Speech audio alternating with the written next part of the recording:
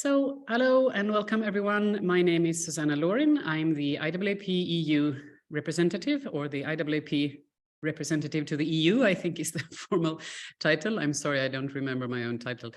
I would like to start with some housekeeping today. We do have live captions of the English spoken the presentation today, and we also have, as usual, the automatic translations into French, German, Spanish, and Swedish.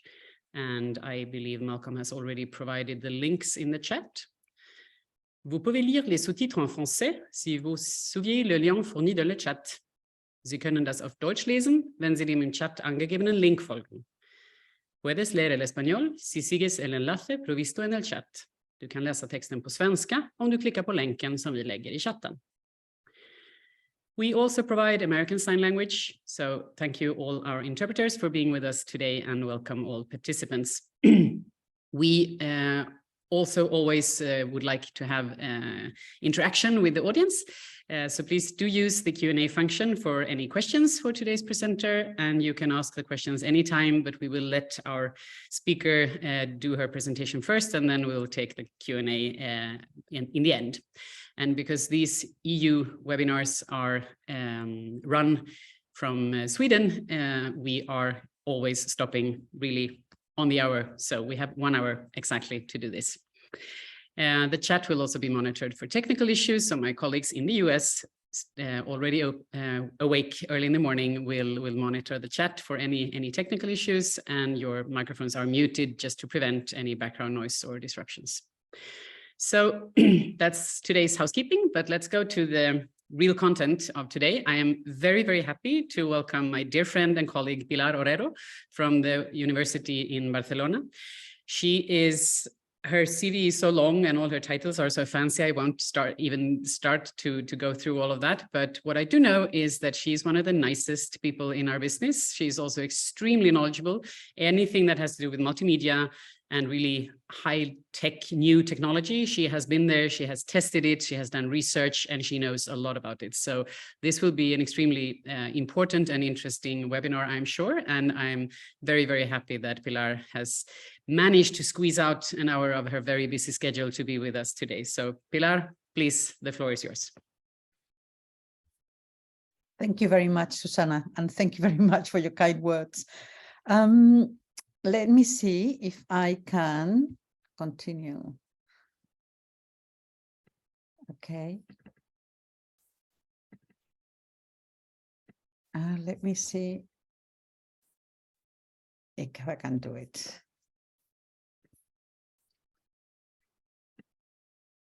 Can you see my screen? Yes, we do. Thank you very much. First of all, I would like to audio describe myself.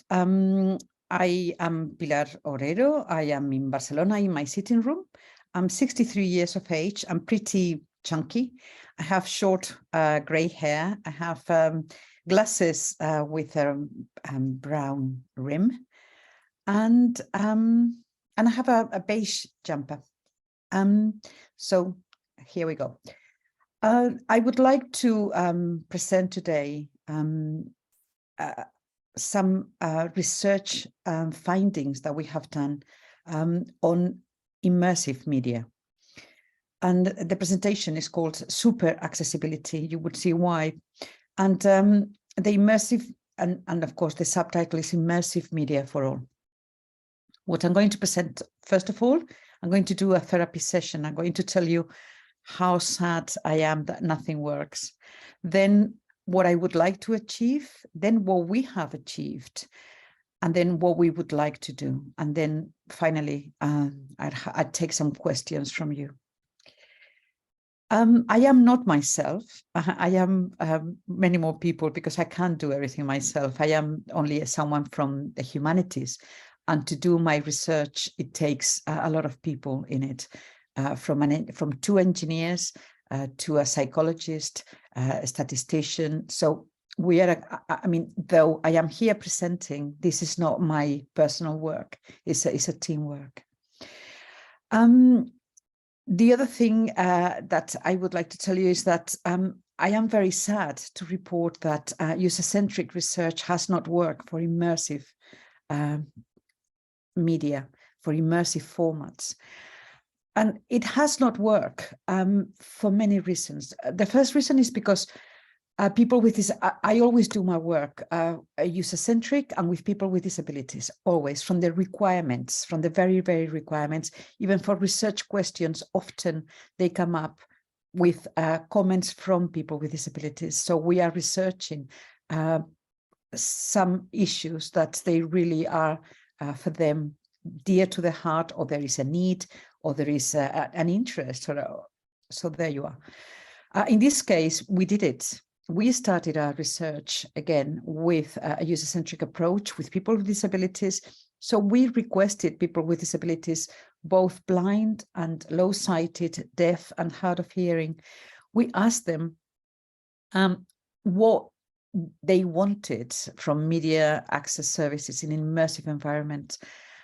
And the first thing is that we never got a reply from the question for many reasons. First of all, because we spent, these questions were done in focus groups, and they had never put a head-mounted display on their face.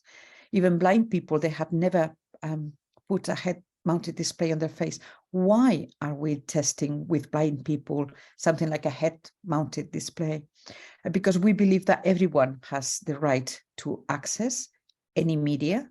So we do believe in universal design.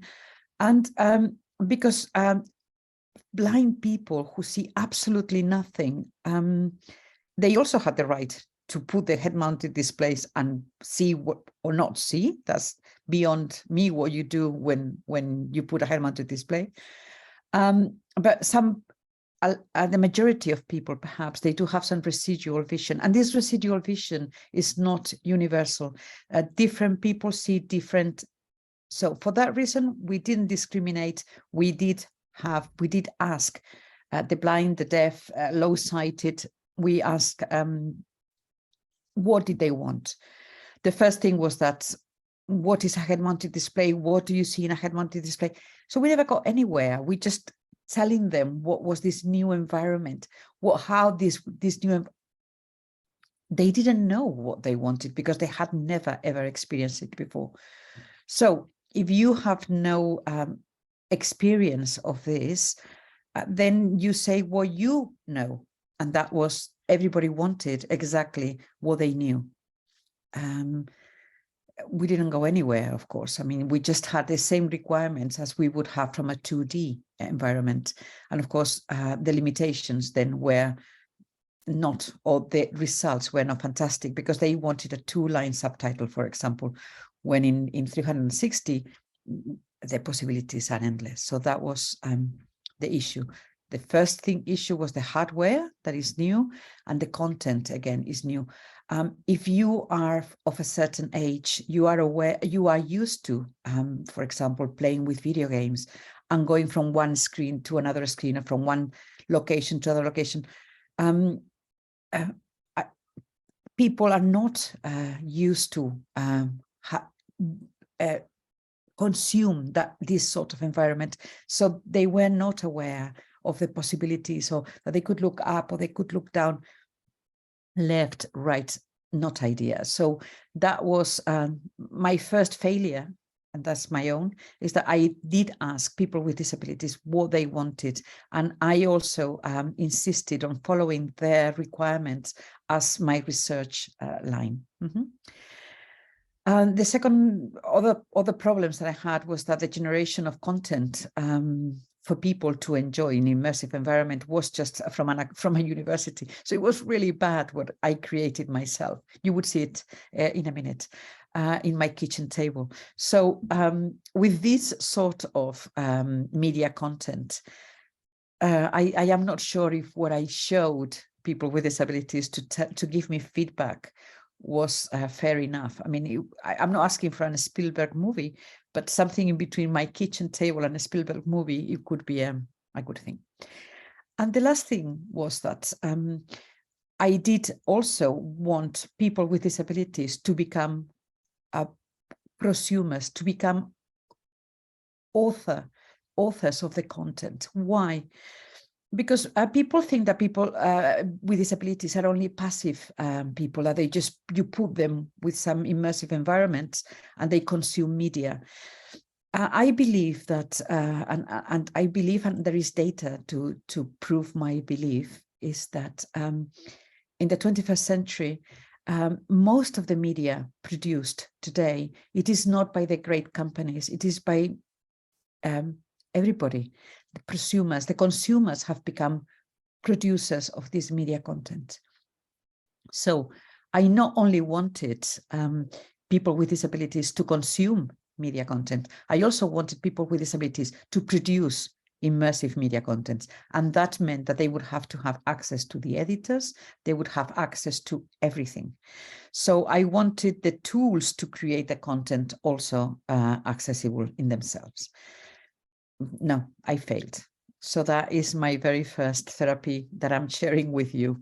And I hope then you would understand what we've been doing to challenge this. What we wanted to achieve, and on the screen there is a unicorn with a rainbow at the back.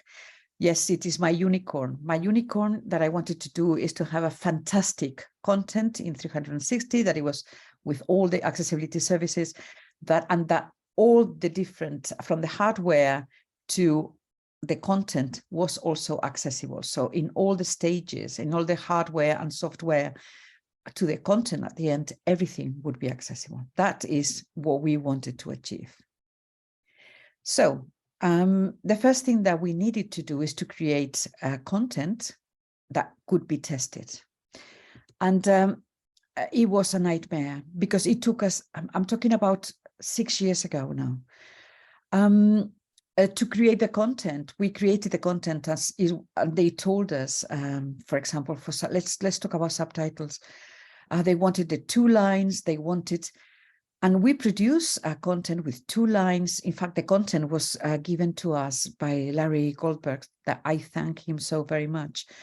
And that he allowed us not only to test the content, but also to share the content in the academic publication. So that was really a godsend. The problem is, by the time that Larry Goldberg's content was made accessible with whatever requirements people told us to do, and we test them, that took a long time. They didn't like them. And you have to put the subtitles in 360 in an immersive environment. It's not just my face and it's at the bottom of my face. You have to take into consideration that people can move around, okay? So the first thing that we did then was to create a simulator that would allow us to generate subtitles, but generate them and simulate them. And we created this editor that would allow us to do a prototype, and it was only on the screen on our computers, and then we could really move the subtitles up or down and do all sorts of things, and then prototype them before we went all the way to testing them. So this is the first outcome from my therapy, is that making content was very hard. So we've now created, and it's open source, so anybody can use it. We've created this framework to generate content in 360 with accessible services. So you have an idea of what you would have, a preview of what you would have before you make that final. So we could do this simulator. You could then, first of all, see what you were producing as a 2D, but also as a 3D. So you would have the 2 different. Why? Because we've learned that, of course, even though we are in 360, the person who is speaking, or the sound, that it is the biggest sound, is that catches the attention of the person. And of course, that means that for people who cannot hear, you have to guide them to where the action takes place, which was a massive find out that we got from our research. And we never thought about that. Why? Because this was not a requirement. So this is something that we incorporated when we realized that people spent more time looking where is this people talking than in fact reading the subtitles. So that is a very simple finding, but it is quite a nice finding already. So we did have to take into consideration how would the content and the accessible service that goes next to the content, how it was displayed for comfort of viewing, for comfort of reading, for comfort of... So we also had to change the experimental design, because we've set up a design as the usual we do. We do the requirements, then we create the content. That also had to be adapted for immersive environment testing with people with disabilities. So again, we've been learning the hard way by many mistakes what we were doing. In this screen, it should be funny. On the left, you have a person, a black man with a wig, and his eyes are going up and down in different directions. And that's how simulate how a person watches something with subtitles. So on the one hand, your eyes looks at the subtitles, while at the same time, simultaneously, in a sort of split attention situation, you watch the movie. So you are watching a visual narrative at the same time as you are reading a subtitle. This split attention, it's what I'm trying to show in the 2D image that I got on the left. And on the right, what happens in VR? In VR, the person is not watching one screen. The person can go around, and the head is going round. And that's the problem, or that's the situation, and that's the fantastic thing that we have in XR, that you choose where you look and for how long you look. You are no longer a passive consumer. We've learned that as well. The people that we interview for our requirements, they thought, and we thought, that you were there sitting down, consuming whatever it was given to you. And this is no longer the situation. The situation is you decide what you watch, whenever you watch, for as long as you watch it. So again, the different type of media content is different from one to the other. And this is a home video. This is my kitchen. And then we had my three friends from Morocco. I wrote and I asked them to speak to each other in Arabic, because the people that I would test would not know Arabic. And I wanted to make sure that people, because they didn't know Arabic, they would fixate in the subtitles. So it was, in a way, a controlled situation of making people really have to watch the subtitles. And then what we did, you would see that my three friends, they got these little dots.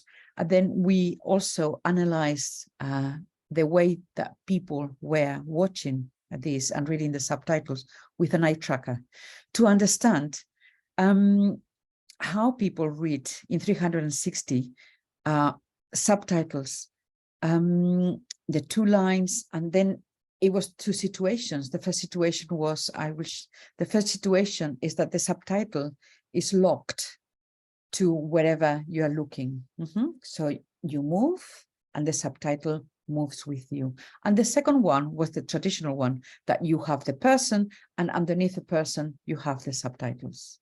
So the very first experiment that we did was the headlocked against the fixed, and to try to understand what happens in this situation.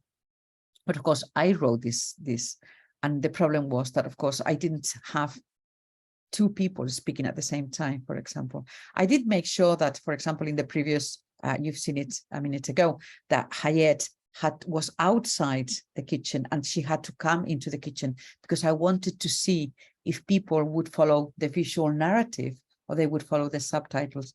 We did control that, but very little else. So content in 360 is not easy to produce, it's not easy to script. You have to understand 360.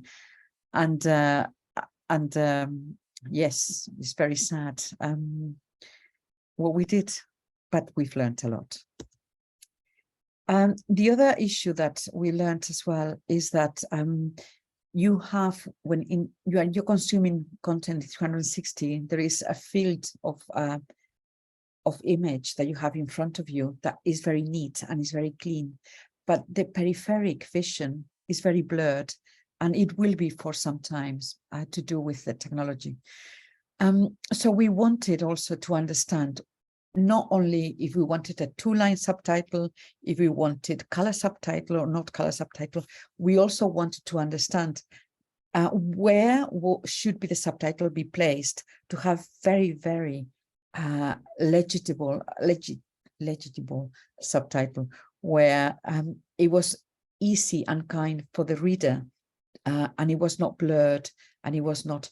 So there were, in fact, more issues in immersive subtitling than we would have expected, because we did not, again, take into consideration that the field of vision, of comfortable vision, it is very, very limited as well. And the subtitles should be in this very good field of vision and not in any peripheric vision to avoid people to get tiredness or sickness or whatever. So that was yet more findings that we had. Now, the biggest problem was, of course, that we produced subtitles, but we didn't tell the people where were those subtitles. We didn't tell the people who was speaking. So then it took forever for people to, because first of all, they've never been in that environment, and then they had to go on and find them. If you also have a low vision, it takes you even longer. So that was, though we also learned that because we had really good sound in 360, the sound in 360 carries directionality, for example. So sometimes we had interesting results that people who had low vision could locate the speaker before than people with hearing issues. Because of the sound, and the sound was a very good guiding mechanism to locate where was the action or who was speaking. So we had to design a way to inform the viewer who is speaking or where is the action. So then, of course, we did arrows. We asked them what would they like. So they suggested arrows. They suggested like a radar, like a clock, a watch with a 12-hour. So it depends where the speaker in a 300 in a watch, you could say that and put it there. But anyway, the winner was the arrows. So the arrows is what we are proud to announce, that is what people like best, to be guided to where the action takes place. But what happened when we had two people speaking? And we had two people speaking that it was longer than 2 sentences, because of course I created I thought that it was fantastic, but of course I was mistaken. I created a script that I filmed in my kitchen, that one speaker spoke, then the other speaker, and then there was very short sentences that they fit perfectly in a subtitle box. That is far from reality. So then we had to understand what happened. So they could, when we presented them with no editor, just as the speakers were speaking, then the subtitles clashed in the air, because we had created that the subtitles should go to the best vision. And of course, they all went there. So then we had subtitles clashing with each other to go to the best field of vision, and that was a mistake. Then we tried to put them, as you can see on the right, we had to put them one on the top of each other, and it was like stuck. But then the problem was that there was no room for the visuals. So in fact, subtitles had taken the majority of the visual, for the visual narrative, and it would be impossible to do this. So we designed something called responsive subtitles, customized subtitles. We gave subtitles for each speaker a color. And then we also made them go to wherever the person was going. So then if this person was speaking, you would go and find the subtitles that this person was speaking, but not the subtitles that all the others were speaking. Only that person was speaking. And then if you wanted, because there were more, then you would be guided to go to the left to find another subtitles or to the right to find the other subtitles. Otherwise, you would have a screen full of text, no visuals of the background, and the stacks did not work. So that is also what we found. And in this screen, in the bottom of the screen, you have the radar that I told you before, that it was like the subtitles would be in this round, like a watch, and the person that was speaking or the action that was happening would be like an hour in a watch.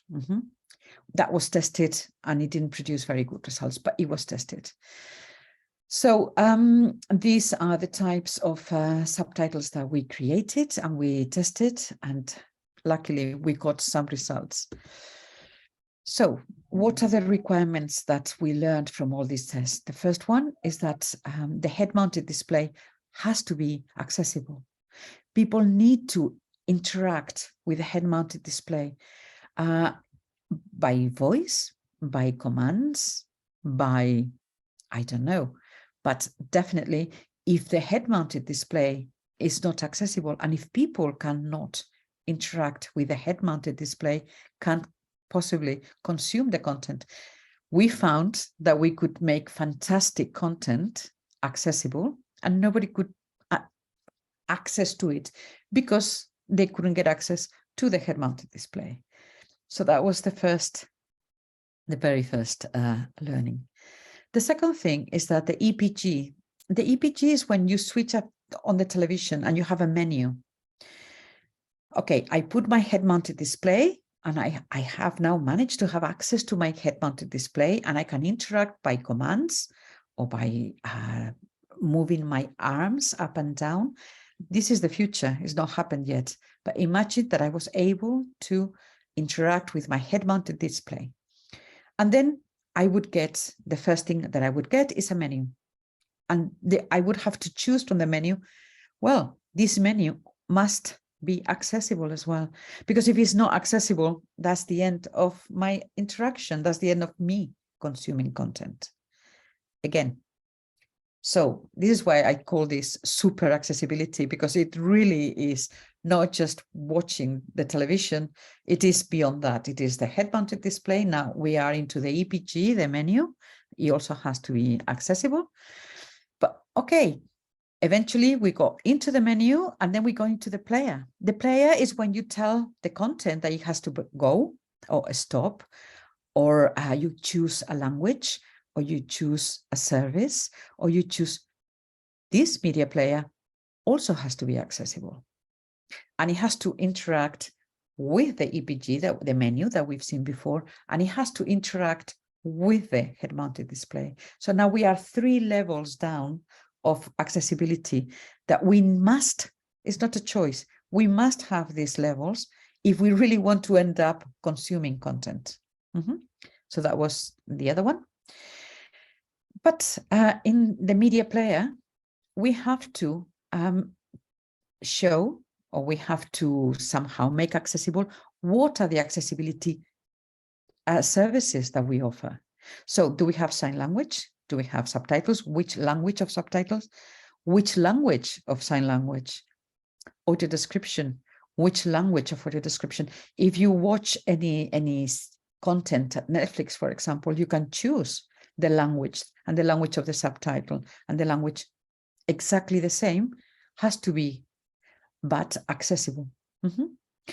So again, as you can see, yet another problem or another barrier that we have to consume accessible content. Then we created a special all this exists, and it's all open source. So you're very welcome to use it and to improve it. That would be fantastic. So we did create and enhance accessibility and accessible media player with a menu, with a size. The size could be bigger or smaller. We could control the sound. We could control all these. We also had easy to read as well as one of the accessibility services there. So we had to develop all that.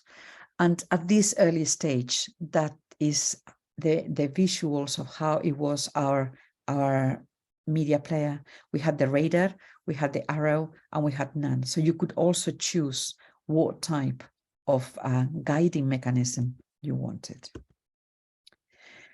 We could also amplify the field of vision to go a little bit bigger.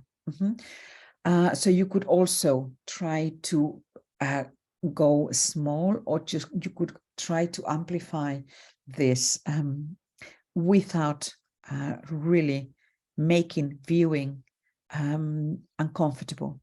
So all the time we were testing the limits of legibility. We were testing the limits of comfortable in the field of vision at the time of, for example, reading subtitles. Yeah. So we also had the large and small font sizes. We also had colors. We also had, so we created, because they were requested, all these possibilities in the access services that we had. And after the languages, the different, then you would end up entering the content.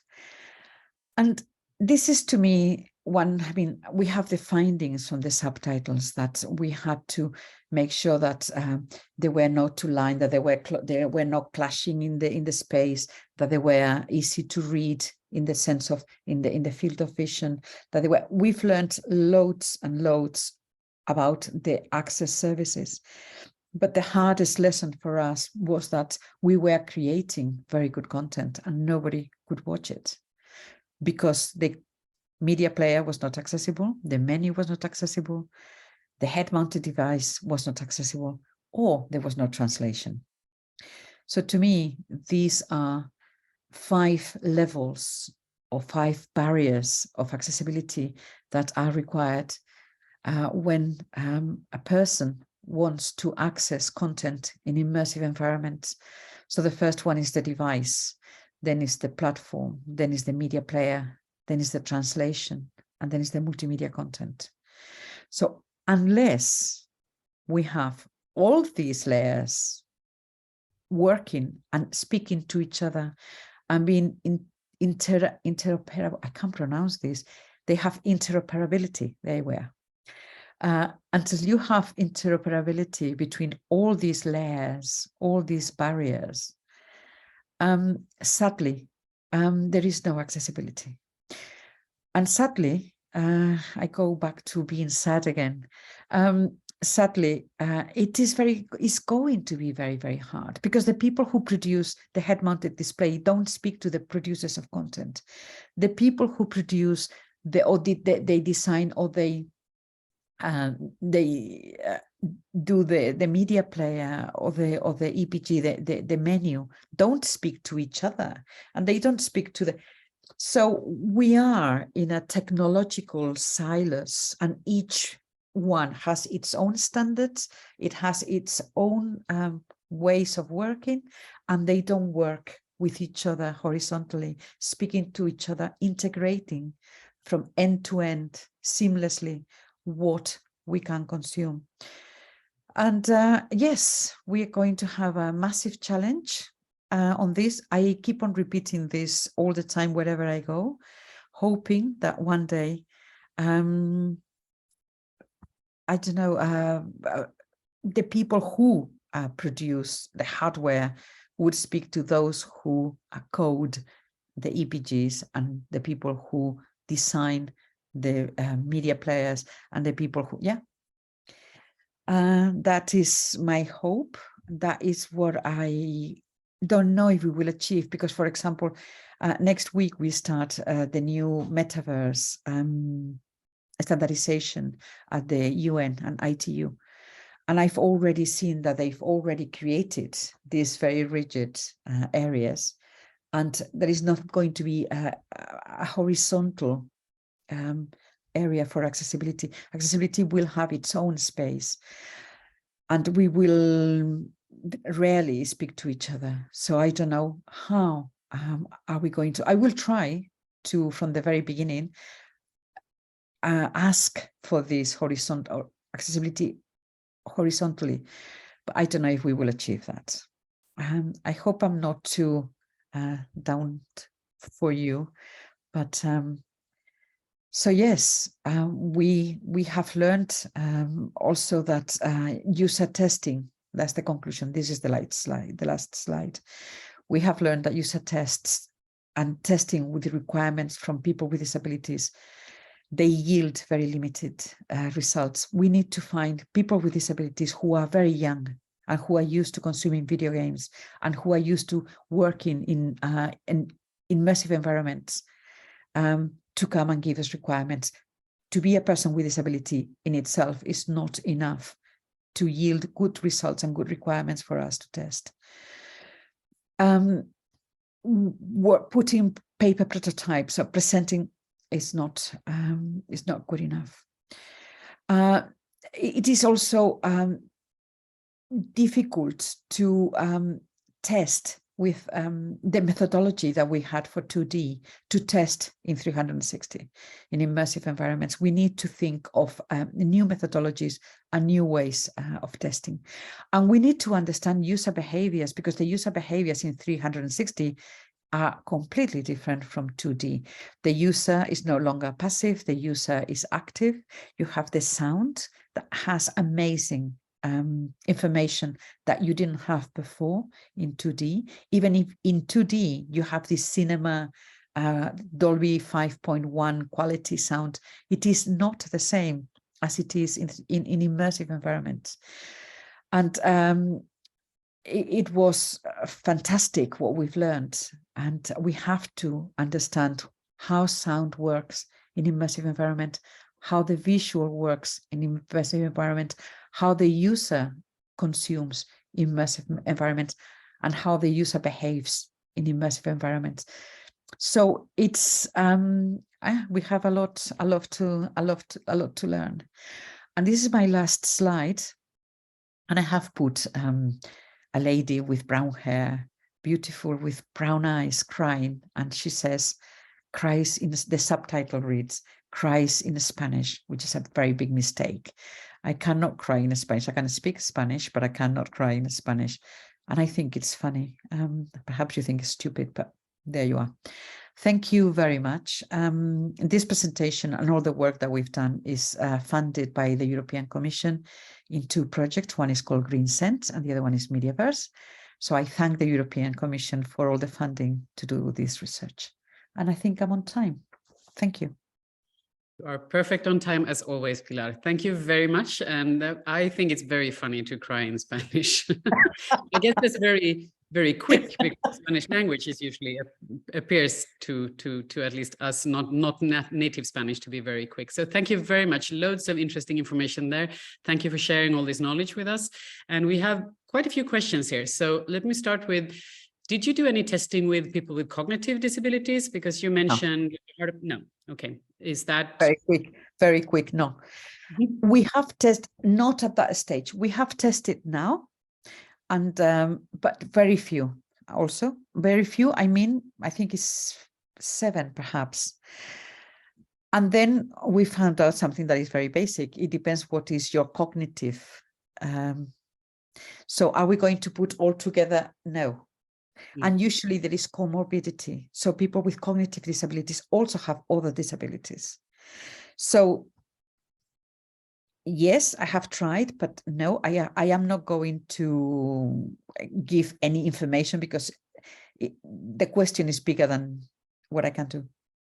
Yes, I agree. It is a big question, and we we made together with the European Disability Forum, we had a webinar, or actually a face-to-face hybrid in Brussels a while ago, where we also discussed what is also in another question here. According to other studies and I think experiences, there is a risk of maybe information overload or getting kind of overwhelmed, at least in the beginning when you're not used to this, and that can of course be also because you have some kind of motion sickness, or I mean, for many different reasons that people think this is a little bit too much. So do you know anything about, or could you say anything about how to kind of avoid or mitigate this? Okay, you're absolutely right. There is a massive problem with head-mounted displays with these glasses, and is that you don't know what they are looking. You don't know what they have. So I'll tell you something very, very stupid. We thought this person was already watching the video, and this person was waiting for the video to start. So we were asking, so look at the left, and he said, because we could not control, what was happening inside this head-mounted display. So at the end, what we did was to get a projector, 360 projector, and project in the room. And that was the only way that we could see and guide what was happening at the same time as it was happening, because it was, I mean, they felt bad because they felt silly because we were saying, look left, and there was nothing. Oh, it's because I don't know how to do that. And then you start a different conversation, is that how clumsy you are in an environment that you're not used to. And that doesn't give a good feelings for someone who's testing something. So we are so far away, and we have to be amazingly careful not to inform people that they're stupid because they don't know how to behave in an immersive environment. But even I am stupid in an immersive environment. Stupid, I mean clumsy. I am clumsy in immersive, and I don't know if it's to do with the age, and I work with it every day. I don't know if it's to do with the age. I am not used to working in an immersive environment. It takes me much, much longer than to my grandchildren, for example, who they do it straight. They get it. I tell them, can you see it? Oh, I know. So, okay, fair enough. That is how it is. Yeah.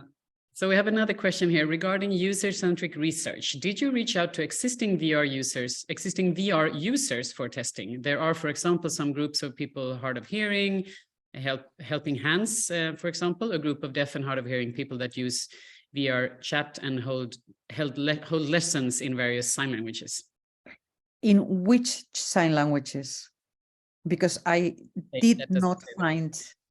I found a blind person who had been using. Well, the answer is yes. We have tried because we realized that the way to go was asking people with disabilities who had experienced. I mean, that is the way to go. But there aren't that many. Okay, so maybe Zach, if you would like to share, if you have a link or something, maybe you can share it. Yes. It would be interesting for all of us. And then we have another question that is similar to that. Have you reached out to the XR Access and/or submitted your results to them, the xraccess.org? Yes, I was there the first time in New York. Then it was the pandemic, the COVID, and then I was online there the following year. So yes, I've been following from the very first, and it's Larry Goldberg who's done all this. So again, thank you to Larry Goldberg, who's encouraged us and helped us so much. In Europe, we don't have the facilities, we don't have the funds, we don't have anything compared to the US. I mean, we are really on a shoestring working here. And I can't thank enough people in the US helping us. Yeah. So I also want to put on my Funka hat for 1 second and market the research we did with funding from Meta on XR and disabilities. That study is open source. Everyone could read it, and maybe I can get one of my colleagues to even put a link somewhere, but I don't have it. And it's excellent. Yeah. Thank you. So you mentioned how difficult it is to ask people about what they what they would like to have when they don't have an experience. But have you done research, or are you aware of any research on unique solutions for specific user groups, so that the technology could kind of bridge or support specific groups or users in specific conditions or contexts? This is very interesting. And what we've learned, the answer is yes. And what we've learned is that in 360 users, for example, deaf users benefited from audio description. So the clinical categorization of people by their condition doesn't work. Why? Because you might have an issue of hearing, and in immersive sound, you would not have this distortion of the sound. So we found that deaf people followed better audio descriptions than that was unexpected. So then if we only go for asking requirements for deaf people to deaf, for subtitles, we might miss something surprising and something that it was completely unexpected, and is going to be too narrow-minded. And so again, that's something that we've learned. Yeah, you are. I think that is a response to the question, so that there are specific kind of benefits or features that do benefit specific groups, maybe things that you didn't expect, but that is I think that's very positive. I'm sure there's more of that will. The positive thing, Susanna, and that's where we are going 100%, is there's going to be personalization. So you would have everything, and it would be machine, and nobody's going to like what I'm saying, but that's life. And it's going to be machine, it's going to be automatic. So you would have automatic generated everything, sign language with avatars, subtitles from machine, text to speech, and you would have everything there for you, and you would choose whatever you want. And this is the only way, if we want everything with all the services in all the languages. Otherwise, we're always going to leave someone behind. So, but it would be like buying a watch. Why would you buy a Rolex if you can buy a Casio for 12 euro? People buy Rolex, even though the time is exactly the same. Okay, so perhaps Hollywood would want a movie done by a human, or someone would pay for a movie being done beautifully by a human voice that is like, or if I'm watching a football match that I will never watch again tomorrow, perhaps an automatic. And at the end, I think not very few years time, the quality would be fantastic of automatic. So it would be, I'm positive. Yeah. So am I. I think we are in, we have been for some years, and what I look forward to the upcoming, I don't know, 2, 3, 5, I don't know how long, I think a lot will change, and the technology is really now has the potential to support people with disabilities in a completely new way. But we still need to make sure that it's, developed in the right direction and so on. So we have a long series of questions from Mike. So why not paper prototype subtitles and move them in real world as people move their head? Because they didn't have a clue what we did it. We did it, but they didn't know what we were talking about. Why would I put clearly our first, we just contacted people that wanted to come and work with us, and we never thought that we should put, the requirement number one is to be, that was 6 years ago. I don't think there were many people with a head-mounted display having used immersive environment and now today it is a very common thing, more or less. 5 years ago or 6 years ago, it wasn't very common. At least in Spain, it wasn't very common. So did you investigate how to have audio description for VR? Yeah. And any... yes, of course. Yes, and there are we had 3 possibilities. One, that the audio description, we call it God audio description, because it came from the top and it would describe everything.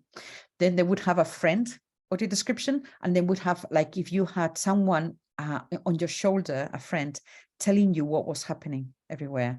And the other one where the audio description came from the source of the action. I don't know if, so if the action, it was a car crashing and it was on the left, the audio the voice saying a car is now collisioned with another car would come from the left, not from the top, which is God, and not from your side, which is your friend. So yeah, we've done that. Which is the favorite? Ask me, which is the favorite? Yeah. Really, users are very boring.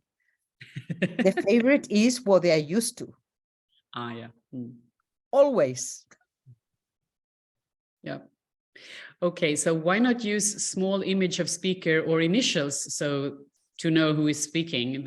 You can also have arrows showing in which way to turn your head to see who is speaking, for example. That's another. No, we did use arrows. We did not use initials, because what we wanted to do is to avoid as much as possible text. We think that what we want to do is to have the least possible reading to optimize the viewing side, because you're always going to have a split attention. So that was the priority. Okay, so thank you. I see that Sarah have put the link to our study in the chat, and also that we have also now the link to the Helping Hands, I think was the name of that project. So thank you very much for that, sharing that knowledge. Another question is, with multiple simultaneous speakers, can the XR user pause the program to check each speaker's subtitles or audio, sort of an instant replay? I love that question. And this is what we're going now. What we're doing now, right now, as I'm speaking, is that we are doing something called extended subtitles, extended audio description, extended accessibility. And that's when you stop, watch, and then continue. Or you stop, find where the person who's speaking is located. And once you got there, then start again. So yes, this is exactly what we're doing at the moment. Well done. Yeah, fantastic. I think we're going on the right direction. If someone else is thinking the same, we're on the right track. Definitely. No, so that's not personalization, but it's kind of the user who has the power to pick and choose. I love that, because to me, accessibility is all about providing alternatives, and when the user can decide, then I'm happy. So I like that too. So is it possible to prioritize between the super accessible features that you have been presenting to us today? Yes, you can. The problem is it would take you forever and a day to do the choice. I mean, all this is very academic, and I don't think it makes any sense. What makes sense to me would be that somehow and this is for Europe. For the rest of the world, in Europe, we are a bit strange, because we are protecting users for their data not to be leaked to. So, for example, ideally, it would be fantastic if they knew who I was, if I was deaf or I was blind or whatever, and then they would offer that to me. So it would be already set up for my requirements. This has the problem in Europe that the system cannot gather any data from me, because it's the GDPR. So that is impossible. And the second thing that not many people is looking at, and again, is something that we are starting to do research, is that the content is not always the same. So the user might be always the same, but the content, it isn't. So a Woody Allen movie is not the same as a football match. And the viewing requirement and the attention requirement and the semantic load and complexity from the visuals is not the same in a football match as in a very emotional movie, for example. The pace of the tempo of the content might be very slow, or it might be very fast. So again, not only the end user is different, but the content is different. So the political answer is it depends. Thank you. Yes, my next project is going to be called It Depends. Yeah. So just the last question before we wrap up. When can we expect legal requirements on this whole XR experience in the EU legal context, or I guess anywhere in the world? This morning, we had an EU meeting with the XR community, and I asked exactly the same question. And the answer was, they don't know. We don't know. We don't know. No, okay. No, there is not going to be, right now, it's not going to be any requirements, and it's not going to be any nothing. There's not going to be anything because they want the market to go. I did request, and in fact, I was very boring, requesting accessibility from the very start. And I told them all, and I managed to put accessibility as languages. For example, Europe is different from the US because we have many languages. So I said, well, if you don't have subtitles, for example, no, you must have from the beginning. And they've put it there. I hope it stays there for a while. So let's hope so. Thank you very much. If I can ask Malcolm to put up the ending slides up for us. So we can I thank the sign language? I will thank everyone. Please let me thank everyone. So let me first say that I'm sorry we didn't get through all of the questions, but most of them. So thank you very much, Pilar, for sharing all your knowledge and so on. And just before we say thank you to everyone, I would like to just market a little bit what we're doing in March. So we do have some EU-wide events in English on the 14th of March. We do a Finnish, it's a hybrid event in the Tampere University in Finland. With a really interesting topics of EU legislation and things like that. That is organized by the Nordic chapter. So if you look at the Nordic chapter website, you will get more information about that. And I hope we will also, Malcolm will put, I'm sure, links to that event. It's a free event in the thank you email that we send out after this. On the 22nd of March, we have the IAAP EU drop-in session. We have that once a month, just an hour where you can ask anything about anything, really, EU policies or legislation, but of course also about IAAP membership benefits and certification and so on. And we also have a regional event in English on the 23rd of March. It's a UK and India chapter network lunch and learn event where people just get together and talk about accessibility within the membership in the English speaking part of the world. So here, this time just UK and India, but anyone is welcome to that, of course.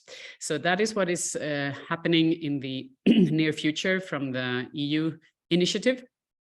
And with that, I would like to thank everyone who has been with us today, especially really warm thank you to Pilar for sharing all your knowledge and all the participants sharing their questions with us. We had more than 127, I think, registered today and from more than 20 countries. So we are really doing a good job with being diverse when it comes to all of this. So thank you, everyone. And if you are interested in, or if you want to propose a topic for a webinar, or if you want to speak yourself, don't hesitate to reach out to us. And my email address is super long, but susanna.laurin, that's Laurin, @accessibilityassociation.org. I'm sorry, that is really long and difficult to spell as well. But again, you will find all of that in the IAAP website, and we will also send out a thank you email. This webinar has been recorded, and you will be able to find it in the archive in the IAAP global website. So thanks again, everyone, and I hope to see you soon in our next events. And take care and have a really nice rest of the day or afternoon or evening, wherever you are in the world. Thank you. Bye-bye.